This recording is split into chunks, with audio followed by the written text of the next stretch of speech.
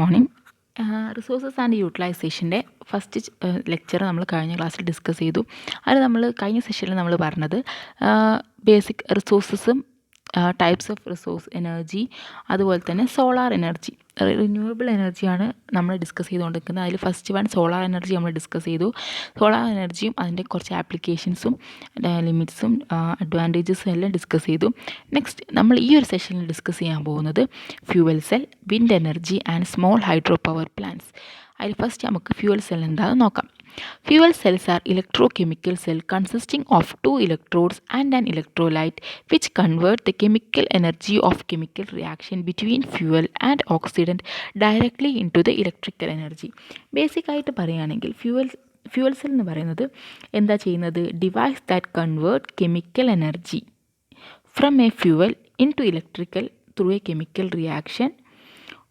ഒരു chemical reaction വഴി എന്താ ചെയ്യുന്നത്? കെമിക്കൽ എനർജീനെ, നമ്മൾ ഫ്യൂവലിൽ കൊടുക്കുന്ന കെമിക്കൽ എനർജീനെ ഇലക്ട്രിക്കൽ എനർജി ആയിട്ട് കൺവേർട്ട് ചെയ്യുകയാണ് ചെയ്യുന്നത്.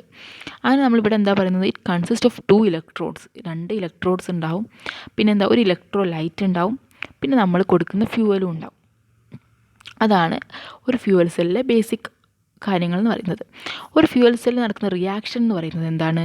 ഫ്യൂവൽ ഓക്സിജനുമായിട്ട് കമ്പൈൻ ചെയ്തിട്ട് നമ്മൾ ഓക്സിഡേഷൻ പ്രോഡക്റ്റും ഇലക്ട്രിസിറ്റിയും ആണ് ഫോം ചെയ്യുന്നത്. ഈ ഓക്സിഡേഷൻ പ്രോഡക്റ്റ് എന്ന് പറയുന്നത് നോർമലി ബൈ പ്രോഡക്റ്റ് ആയിട്ട് നമുക്ക് കിട്ടുന്നത് വാട്ടറാണ്. ഇതിൻ്റെ ബേസിക് അറേഞ്ച്മെൻറ്റ് നമ്മൾ പറഞ്ഞു കഴിഞ്ഞു. ഒരു ഫ്യൂവൽ ഉണ്ടാവും നമ്മൾ കൊടുക്കുന്നത്, പിന്നെ ഒരു ഇലക്ട്രോഡ് ഉണ്ടാവും, പിന്നെ ഒരു ഇലക്ട്രോലൈറ്റ് ഉണ്ടാവും, പിന്നെ വേറൊരു ഇലക്ട്രോഡ് ഉണ്ടാവും, ഒരു ഓക്സിഡൻറ്റും ഉണ്ടാവും. ഓക്കെ, നമുക്ക് എങ്ങനെയാണെന്ന് നോക്കാം. ഈ ഒരു ഫിഗറിലേക്ക് നോക്കിയാൽ കാണാം, 2 ഇൻലെറ്റ് ഉണ്ട്.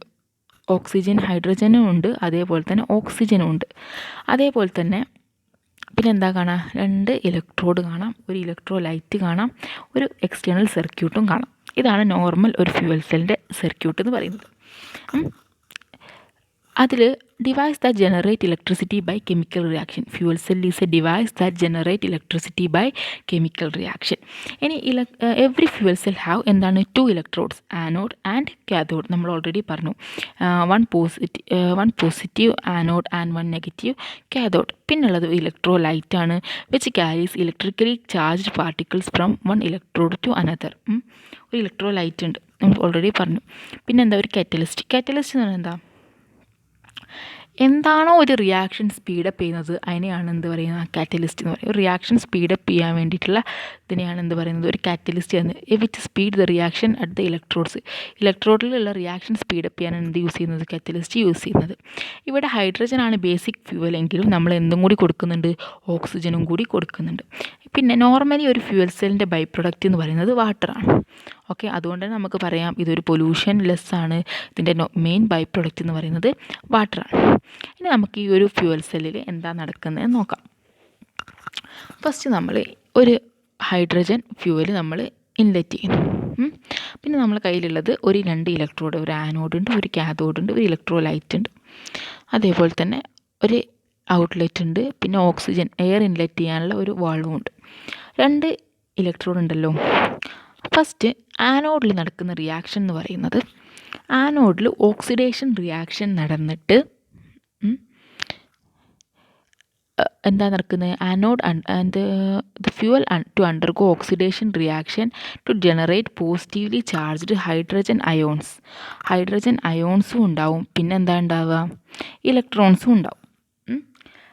എവിടെ? The anode and cathode contain catalyst and that causes the fuel to undergo oxidation reaction that generate positively charged hydrogen ions and electrons. ഈ ആനോഡിലുള്ള കാറ്റലിസ്റ്റ് എന്ത് ചെയ്യും? നമ്മൾ കൊടുത്ത ഫ്യൂവലിനെ ഓക്സിഡൈസ് ചെയ്തിട്ട് ഇലക്ട്രോൺസും അയോൺസും ആക്കും. ഈ ഇലക്ട്രോൺസ് എന്ത് ചെയ്യും? ആനോഡിലേക്ക് വരികയും അയോൺസ് എവിടേക്ക് പോവുകയും ചെയ്യും?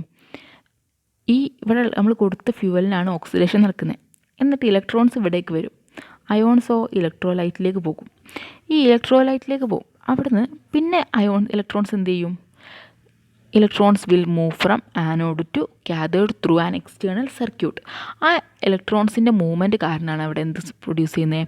ഇലക്ട്രിക് കറൻറ്റ് പ്രൊഡ്യൂസ് ചെയ്യുന്നത്. അതുപോലെ തന്നെ കാഥോഡിലെത്തിക്കഴിഞ്ഞാൽ, കാഥോഡിലേക്ക് നമ്മൾ ഇലക്ട്രോൺസ് എത്തിക്കഴിഞ്ഞു. അവിടെ ഹൈഡ്രജൻ അയോൺസും ഇലക്ട്രോൺസും ഓക്സിജൻ നമ്മളിവിടെ കൊടുത്ത ഹൈഡ്രജൻ അയോൺസും ഇലക്ട്രോൺസും ഈ കൊടുത്ത ഓക്സിജനും കൂടി റിയാക്ട് ചെയ്തിട്ട് എന്താ ചെയ്യുന്നത്, അവിടെ നമ്മളെ ബൈ പ്രൊഡക്റ്റായ വാട്ടർ ഫോം ചെയ്യുന്നത് എവിടെയാണ്, കാഥോഡിലാണ്. ഓക്കെ, ഇനി ഈ ഒരു കംപ്ലീറ്റ് സർക്യൂട്ടിൽ നിന്ന് നമുക്ക് കിട്ടുന്ന ഒരു ഔട്ട്പുട്ട് എന്ന് പറയുന്നത് ഓൾമോസ്റ്റ് 0.7 വോൾട്ട് സ്മോൾ ഇലക്ട്രിക് പൊട്ടൻഷ്യലാണ് കിട്ടുന്നത്. ഇനി നമ്മൾ ഇതെന്ത് ചെയ്യും, നമുക്ക് വേണ്ട വോൾട്ടേജ് ക്രിയേറ്റ് ചെയ്യാൻ വേണ്ടിയിട്ട് to create sufficient voltage we have placed it in series for other application requirement. നമ്മളെ ആപ്ലിക്കേഷൻസൊക്കെ മീറ്റപ്പ് ചെയ്യാൻ വേണ്ടിയിട്ട് നമ്മൾ എന്ത് ചെയ്യും, ഇതിനെ സീരീസായി കണക്ട് ചെയ്തിട്ട് നമുക്ക് വേണ്ട പൊട്ടൻഷ്യൽ ജനറേറ്റ് ചെയ്യുകയാണ് ചെയ്യുന്നത്. ഇതിൻ്റെ ഒരു എഫിഷ്യൻസി എന്ന് പറയുന്നത് ഒരു 60% എഫിഷ്യൻസിയാണ് എന്തിനുള്ളത്, fuel സെല്ലിനുള്ളത്.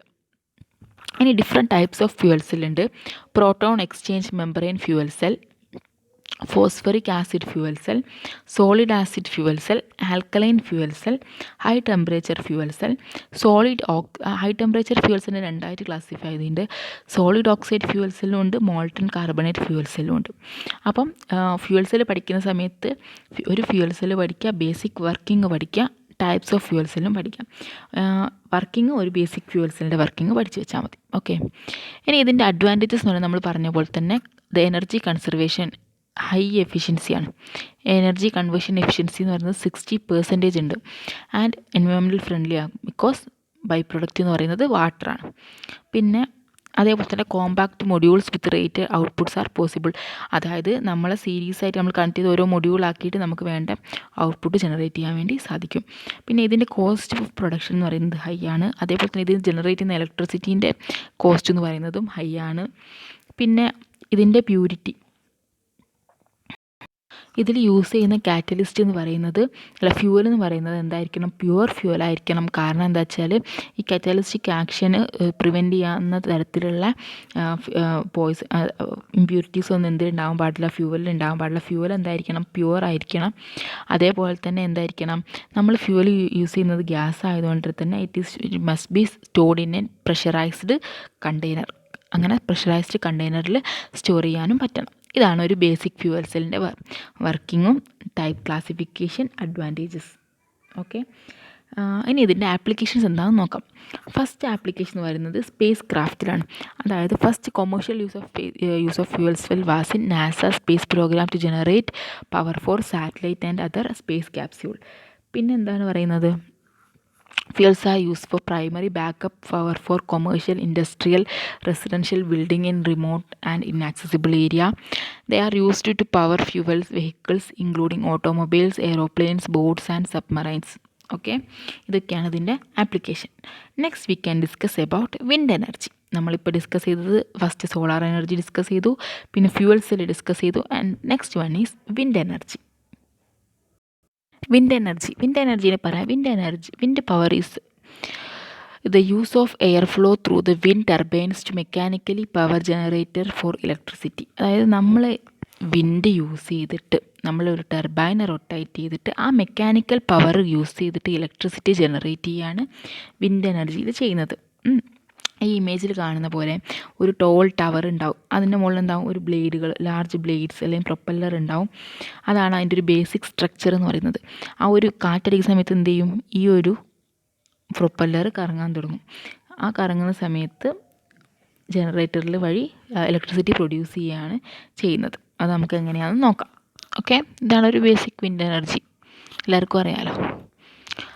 Windmills are erected at high altitudes and its blades are attached to the turbines.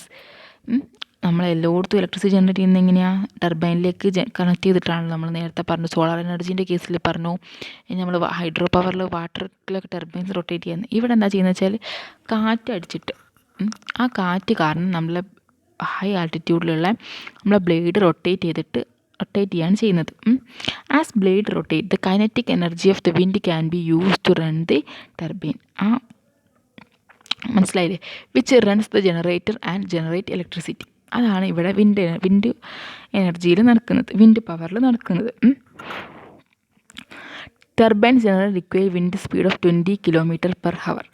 അത്രയും സ്പീഡ് വേണം. അപ്പോൾ അങ്ങനെയുള്ള സ്ഥലങ്ങൾ എവിടെയാണ് ചൂസ് ചെയ്യുന്നത് വെച്ചാൽ അത്രയും ഹെവി വിൻഡുള്ള സ്ഥലങ്ങളാണ് ഈ വിൻഡ് ഫാം അല്ലെങ്കിൽ വിൻഡ് മിൽസൊക്കെ സെറ്റപ്പ് ചെയ്യാൻ വേണ്ടി യൂസ് ചെയ്യുന്നത്. Best place for wind farms are in coastal area, അല്ലെങ്കിൽ at the top of rounded hills, open plains, gap in mountains, നല്ല ഹെവി കാറ്റടിക്കുന്ന സ്ഥലങ്ങളിലാണ് എന്ത് നോർമലി വിൻഡ്. പിന്നെ ഉള്ളത് 2 ടൈപ്പ് സെറ്റപ്പ് ചെയ്യാം. ഒന്നിൽ ഓൺ ഷോർ സെറ്റപ്പ് ചെയ്യാം, അല്ലെങ്കിൽ ഓഫ് ഷോർ സെറ്റപ്പ് ചെയ്യാം. Offshore wind mills are highly expensive. Offshore എന്ന് പറഞ്ഞാൽ എന്താ? Windmills in water bodies. Onshore എന്ന് പറഞ്ഞാൽ ഷോറിൽ, തീരത്തുള്ളത്. മറ്റേത് വാട്ടർ ബോഡീസിലുള്ളത്. അപ്പോൾ വാട്ടർ ബോഡീസിലുള്ളത് എന്താണ്? കൂടുതൽ എക്സ്പെൻസീവാണ്. ഓക്കെ, ഇനി ഇതെങ്ങനെയാണ് ഇലക്ട്രിസിറ്റി ജനറേറ്റ് ചെയ്യുന്നത് നോക്കാം. Wind turbines convert kinetic energy in the wind into mechanical power. നമ്മൾ പറഞ്ഞ പോലെ തന്നെ കൺവേർട്ട് ദ കൈനറ്റിക് എനർജി, കാറ്റിനെ മെക്കാനിക്കൽ പവറായിട്ട് ജനറേറ്റ് ചെയ്യാം. Mechanical power can be used for specific task. Or generator convert mechanical energy into electrical energy. ഇനി wind turbine work on opposite of a fan. നമ്മളെ ഫാനിൻ്റെ opposite ഡയറക്ഷനിലാണ് എന്ത് കറങ്ങുക? ഈ wind mill കറങ്ങുക. നമ്മൾ fan എന്താ, electricity use ചെയ്തിട്ട് fan കറങ്ങുക ചെയ്യുന്നത്. Instead ഇവിടെ എന്താ നടക്കുന്നത്? ഈ ബ്ലേഡ്സ് അല്ലെങ്കിൽ പ്രൊപ്പല്ലർ കറങ്ങിയിട്ട് ഇലക്ട്രിസിറ്റി ജനറേറ്റ് ചെയ്യുകയാണ് ചെയ്യുന്നത്. The energy of the wind turns 2 or 3 propeller like blades around a rotor is connected into main shaft. അത് നമുക്ക് പറയാം, അതിൻ്റെ വർക്കിംഗ് ആണ്. ജസ്റ്റ് അത് പറഞ്ഞിട്ട് ഇത് പറയാം. ഓക്കെ, അത് കണ്ടോ? വിൻഡ് വരുന്ന സമയത്ത് എന്താ? ഒരു പ്രൊപ്പല്ലറോ ബ്ലേഡ്, ആ പ്രൊപ്പല്ലർ അല്ലെങ്കിൽ ബ്ലേഡ് എന്നാണ് അതിനെ പറയുന്നത്. അതെന്ത് ചെയ്യും? അത് കറങ്ങും. അത് കറങ്ങുമ്പം എന്താ സംഭവിക്കുന്നത്? ഗിയർ ബോക്സ്, അവിടെ ആ ഗിയർ ബോക്സ് ഇൻ റൊട്ടേറ്റിംഗ് ജനറേറ്ററൊക്കെ ഉണ്ടാവും. ഇതിൻ്റെ ഉള്ളിലൊരു സെറ്റപ്പ് ഉണ്ട്. അതെങ്ങനെയാണെന്ന് നോക്കാം. അതിൻ്റെ ഉള്ളിൽ നിന്ന് ആ ജനറേറ്റർ റൊട്ടേറ്റ് ചെയ്യും. അതങ്ങനെ ഇലക്ട്രിസിറ്റി ആയിട്ട് കൺവേർട്ട് ചെയ്യാൻ ചെയ്യുന്നത് നോക്കാം. അപ്പോൾ ഈ ബോക്സിൻ്റെ ഉള്ളിൽ ഈ പ്രൊപ്പല്ലർ ബ്ലേഡ് കണക്ട് ചെയ്ത ആ ബോക്സിൻ്റെ ഉള്ളിൽ എന്തൊക്കെയാണുള്ളതെന്ന് നോക്കാം. ആ ടർബൈൻ്റെ പാർട്സാണ് പറയാൻ പോകുന്നത്. ഫസ്റ്റ് നമുക്കറിയാം ആ പുറത്തുള്ള പ്രൊപ്പല്ലർ അല്ലെങ്കിൽ ബ്ലേഡ്. പിന്നെ ഉള്ളത് എന്താണ്? Low speed shaft. കണ്ടോ? ഇതാണ് സംഭവം. പിന്നുള്ളത് ഒരു ഗിയർ ബോക്സ് ഉണ്ടാവും, പിന്നെ ഒരു ബ്രേക്ക് ഉണ്ടാവും, പിന്നെ ഒരു ഹൈ സ്പീഡ് ഷാഫ്റ്റ് ഉണ്ടാവും, പിന്നെ ജനറേറ്റർ. ഈ ഒരു ബാക്ക് കവറിനെയാണ് എന്ത് പറയുന്നത്? നെസൽ എന്ന് പറയുന്നത്. ഓക്കെ, ഇവിടെ എന്താ നടക്കുന്നത്? ഫസ്റ്റ് എന്ത് ചെയ്യും? വിൻഡ് വരുന്ന സമയത്ത് പ്രൊപ്പല്ലർ അല്ലെങ്കിൽ ബ്ലേഡ് റൊട്ടേറ്റ് ചെയ്യും. ആ റൊട്ടേറ്റ് ചെയ്യുന്ന സമയത്ത് it will rotate the low speed shaft.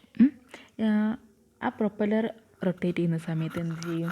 Which in turn generator to produce electricity. when wind turns the blade which spins a shaft, it is connected to a generator. ആ ജനറേറ്ററായിട്ട് അവസാനം ഈ shaft എവിടേക്കാണ് connect ചെയ്യുന്നത്? ജനറേറ്ററിലേക്കല്ലേ. അപ്പോൾ first shaft എന്ത് ചെയ്യും? Rotate ചെയ്യും. പിന്നെ എന്തുമായിട്ടാണ് കണക്ട് ചെയ്തിരിക്കുന്നത്? ജനറേറ്ററുമായിട്ടാണ് കണക്ട് ചെയ്തിരിക്കുന്നത്. നമുക്ക് വേണ്ട രീതിയിൽ ഈ വിൻഡിനെ, നമുക്ക് വരുന്ന എയറിൻ്റെ ഇതിനെ ഇതാക്കാൻ വേണ്ടി ഒരു ഗിയർ ബോക്സ്, ഒരു ബ്രേക്കൊക്കെ ഉണ്ട്. നമുക്ക് ആ ഹൈ സ്പീഡാണ് വരുന്നത്, നമുക്ക് അവിടെ കട്ട് ചെയ്യാനോ എല്ലാത്തിനും ഒരു ബ്രേക്ക് സിസ്റ്റം ഉണ്ട്. പിന്നെ ഒരു ഹൈ സ്പീഡ് ഷാഫ്റ്റ് ഉണ്ട്. ആ ഹൈ സ്പീഡ് ഷാഫ്റ്റാണ് എന്തിനെ റൊട്ടേറ്റ് ചെയ്യിക്കുന്നത്? ജനറേറ്ററിനെ റൊട്ടേറ്റ് ചെയ്യിപ്പിക്കുന്നത്. ഈ ജനറേറ്റർ ഇവിടുന്ന് ജനറേറ്ററിൽ നിന്ന് നമ്മൾ എന്താ പ്രൊഡ്യൂസ് ചെയ്യുന്നത്? പിന്നെ അത് ഇലക്ട്രിസിറ്റി പ്രൊഡ്യൂസ് ചെയ്യുകയാണ് ചെയ്യുന്നത്. ഈ ജനറേറ്റർ റൊട്ടേറ്റ് ചെയ്യുന്നത് വഴി ഇലക്ട്രിസിറ്റി പ്രൊഡ്യൂസ് ചെയ്യുകയാണ് ഇതിൽ നടക്കുന്ന പ്രൊസീജിയേഴ്സ് എന്ന് പറയുന്നത്. ഓക്കെ, ഇതിലൊരു പറയുകയാണെങ്കിൽ ഫസ്റ്റ് ഒരു വിൻഡ് പ്രൊപ്പല്ലറിൽ വന്നു, ലോ സ്പീഡ് ഷാഫ്റ്റ് കറങ്ങി ഗിയർ ബോക്സിലെത്തി. അവിടുന്ന് ഗിയർ ബോക്സിൻ്റെ അടുത്ത് എന്തുണ്ട്? ഒരു ബ്രേക്കും ഉണ്ട്. നമുക്ക് വേണ്ട രീതിയിൽ കൺട്രോൾ ചെയ്യാൻ വേണ്ടിയിട്ട് ഒരു കൺട്രോൾ സിസ്റ്റവും ഉണ്ട്, ഒരു ബ്രേക്കും ഉണ്ട്. ആ ഗിയർ ബോക്സ് എന്ത് ചെയ്യും? ഹൈ സ്പീഡ് ഷാഫ്റ്റിലേക്ക് കണക്ട് ചെയ്യും, അത് റൊട്ടേറ്റ് ചെയ്യും, അത് ജനറേറ്ററിലേക്കും ജനറേറ്ററിൽ നിന്ന് ട്രാൻസ്ഫോമറിലേക്കും കണക്ട് ചെയ്യാണ് ചെയ്യുന്നത്. സീ ദിസ് ഉണ്ടോ? നമ്മൾ ആ ഒരു വിൻഡ് എനർജി ഇതിൻ്റെ ഒരു സെറ്റപ്പ് ഇവിടെ അത് ഇതായിട്ട് ഇവിടെ കാണിച്ചിട്ടുണ്ട്. ഒരു ബ്ലേഡ് ഉണ്ട്. ആ ബ്ലേഡ് എന്ത് ചെയ്തിട്ടുണ്ട്? ആ ഇതിൻ്റെ കണ്ടോ? ഇത് ഗിയർ ബോക്സും ജനറേറ്ററും പിന്നെ കൺവേർട്ടറൊക്കെ ഉണ്ട്. അതിൽ നിന്ന് എന്ത് ചെയ്യുന്നത്? ജനറേറ്ററിൽ നിന്ന് നേരെ എങ്ങോട്ടാണ് പോകുന്നത്? Generator to transformer. See this ഇവിടെ നിന്ന് നോക്ക്. ജനറേറ്ററിന് മേലെ ജനറേറ്ററിൽ നിന്ന് എങ്ങോട്ടാണ് പോകുന്നത്? ട്രാൻസ്ഫോമറിലേക്ക്, പിന്നെ ഇലക്ട്രിക് ലൈനിലേക്കാണ് പോകുന്നത്. ഇതാണ് നോർമൽ ഒരു വിൻഡ് പവറിൻ്റെ സെറ്റപ്പ് എന്ന് പറയുന്നത്. ഓക്കെ, ഇനി ഇതിൻ്റെ advantages. It is clean, pollution less, sustainable, cost effective fuel source. Okay, Wind turbines can build on existing farms or ranches. This greatly benefit the economy in rural areas where most of the best wind sites are found. Farmers and ranchers can continue to work the land because the turbine use only a fraction of land. അതായത് farming ലാൻഡിലൊക്കെ ഫാർമേഴ്സിന് ഇത് use ചെയ്യാം. കാരണം എന്ന് വെച്ചാൽ ഇത് ഗ്രൗണ്ടിൽ ചെറിയൊരു portion of land use ചെയ്യുന്നില്ല, അത്രയും ഹൈറ്റിൽ പോയിട്ട് മുകളിലാണ് ഇതിൻ്റെ റൊട്ടേറ്റിംഗ് സംവിധാനമൊക്കെ ഉള്ളത്.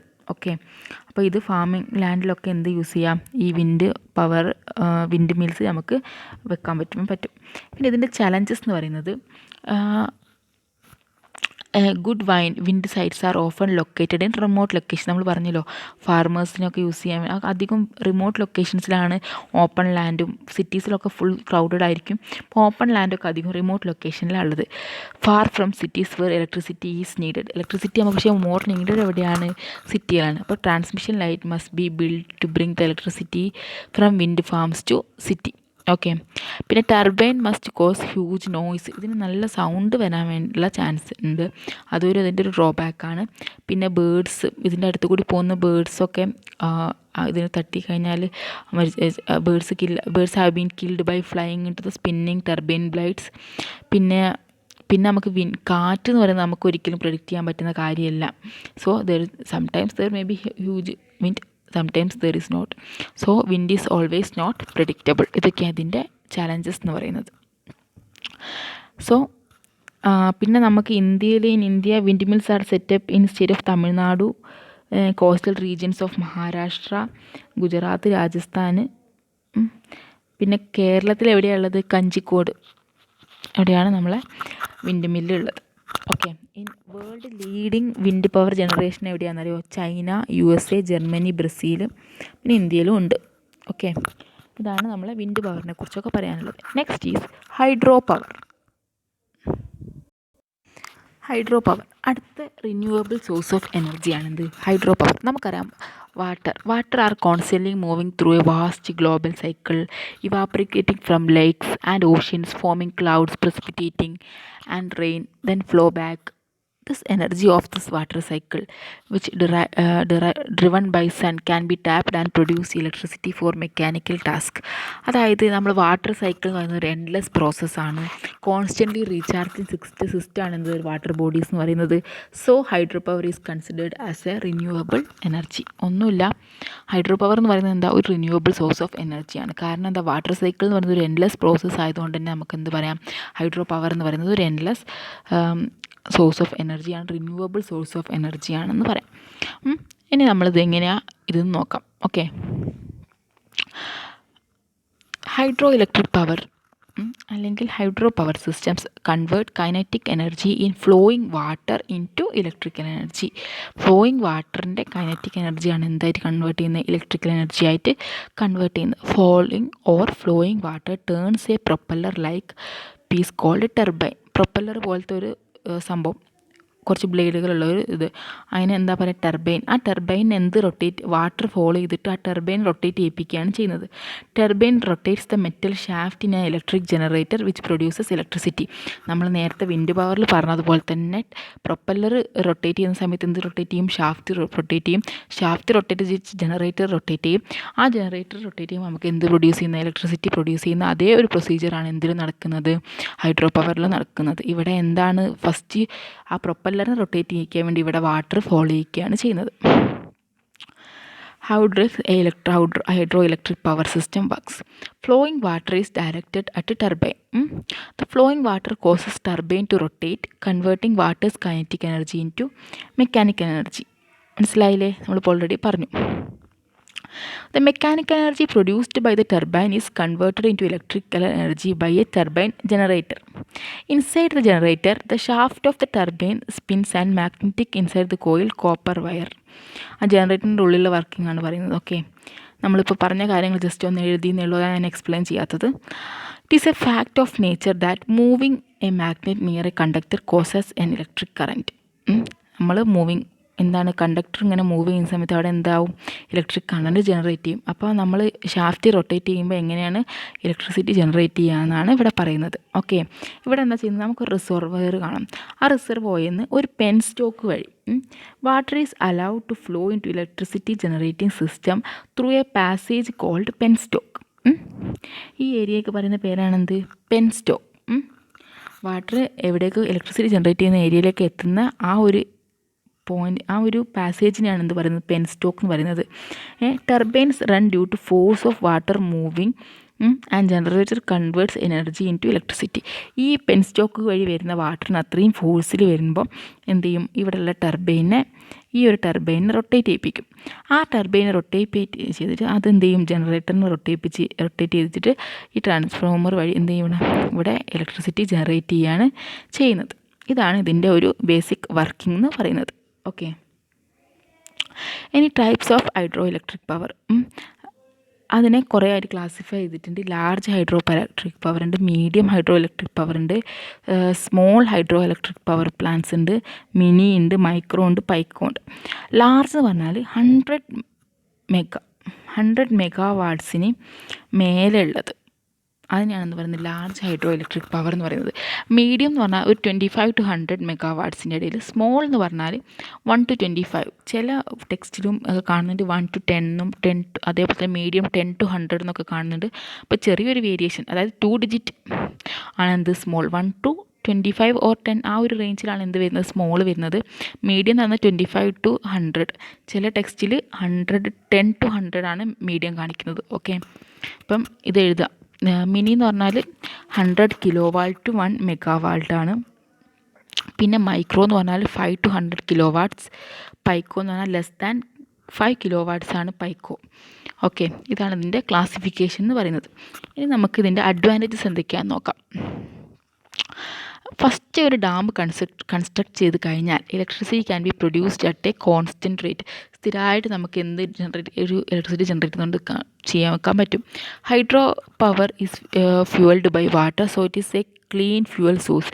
ഇതിൻ്റെ ഫ്യൂവൽ എന്ന് പറയുന്നത് വാട്ടറാണ്, അതേപോലെ തന്നെ ബൈ പ്രൊഡക്റ്റും ഇല്ല, അതുകൊണ്ട് തന്നെ ഇതിനൊരു ക്ലീൻ ഫ്യൂവൽ സോഴ്സാണ്.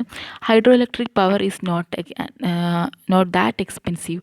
ബട്ട് ബാക്കിയുള്ള ന്യൂക്ലിയർ പവറും അതേപോലെ തന്നെ മറ്റേ വിൻഡ് പവറൊക്കെ വെച്ച് നോക്കുമ്പം ഇത് അത്ര എക്സ്പെൻസീവ് അല്ല. ഹൈഡ്രോ പവർ എന്ന് പറയുന്നത് അത് വെച്ച് കമ്പയർ ചെയ്യുമ്പോൾ എക്സ്പെൻസീവ് അല്ല.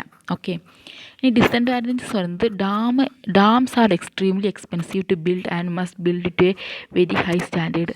അതായത് ഡാം എന്ന് പറയുന്നത് അത്രയും നമ്മൾ കെയർഫുള്ളായിട്ട്, അത്രയും സ്റ്റാൻഡേർഡായിട്ട്, അത്രയും എക്സ്പെൻസീവായിട്ട്, അത്രയും ശ്രദ്ധിച്ചുണ്ടാക്കേണ്ട ഒരു കാര്യമാണ്. അതെന്ന് പറയുന്നത് അതിൻ്റെ മെയിൻ ഡിസഡ്വാൻറ്റേജ് ആണ്. Okay, people living in villages are towns that are in valleys to be flooded must move out. അതായത് നമുക്കറിയാം ഡാം തുറക്കുന്ന സമയത്ത് ഫ്ലഡ് ഉണ്ടാകുന്നതൊക്കെ, അപ്പോൾ ആ വാലിയിൽ താമസിക്കുന്ന ആൾക്കാർക്കൊക്കെ ബുദ്ധിമുട്ടുണ്ടാവും. Fishing populations can be impacted ഈ fish live in the dam. അതായത് ഓൾമോസ്റ്റ് ഓൾ ഫിഷസ് എവിടെയാണ്, ഡാമിലാണ് ഇതാകുന്നത്. അപ്പോൾ ഫിഷിംഗ് പോപ്പുലേഷൻ ഇതിനെ എഫക്റ്റ് ചെയ്യുന്നുണ്ട്, ഈ ഡാം ഉണ്ടാക്കുന്നത് എഫക്റ്റ് ചെയ്യുന്നുണ്ട്. ഓക്കെ, ഇതാണ് ഇതിൻ്റെ ഡിസഡ്വാൻറ്റേജസ് എന്ന് പറയുന്നത്. അപ്പം അതേപോലെ തന്നെ വെള്ളം നമുക്ക് ഈ വാട്ടർ സ്കാർസിറ്റി വരുന്ന സമയത്ത്, അതേപോലെ തന്നെ ഡ്രോട്ട് വരുന്ന സമയത്തൊക്കെ എന്താണ്, വാട്ടറിൻ്റെ എമൗണ്ട് കുറയുന്ന സമയത്ത് നമുക്ക് കറണ്ട്, അതായത് മഴ കുറയുന്ന സമയത്ത് നമുക്ക് KCB പറയുന്നത് കറണ്ട് ഉൽപ്പാദനം കുറയിച്ചു എന്നൊക്കെ പറയുന്നത് കേട്ടിട്ടില്ലേ. അതുപോലെ തന്നെ വാട്ടറിൻ്റെ ക്വാണ്ടിറ്റി അവൈലബിലിറ്റി കുറവാകുന്ന സമയത്ത് hydro plant cannot produce electricity. Okay, ഇതാണ് ഇതിൻ്റെ ഡിസഡ്വാൻറ്റേജസ്. ഓക്കെ, അപ്പോൾ so we have discussed about fuel cell. പിന്നെ എന്താ ഡിസ്കസ് ചെയ്തത്, wind energy and hydro power plants. ഇനി ചെറിയ 2-3 ടോപ്പിക്സും കൂടി ഉണ്ട് ഇതുപോലത്തെ. അപ്പം കഴിഞ്ഞ ഇതിൽ സോളാർ എനർജി ഡിസ്കസ് ചെയ്തു, ഇതിൽ നമ്മൾ 3 ടൈപ്സ് ഓഫ് എനർജിയും ഡിസ്കസ് ചെയ്തു. Thank you.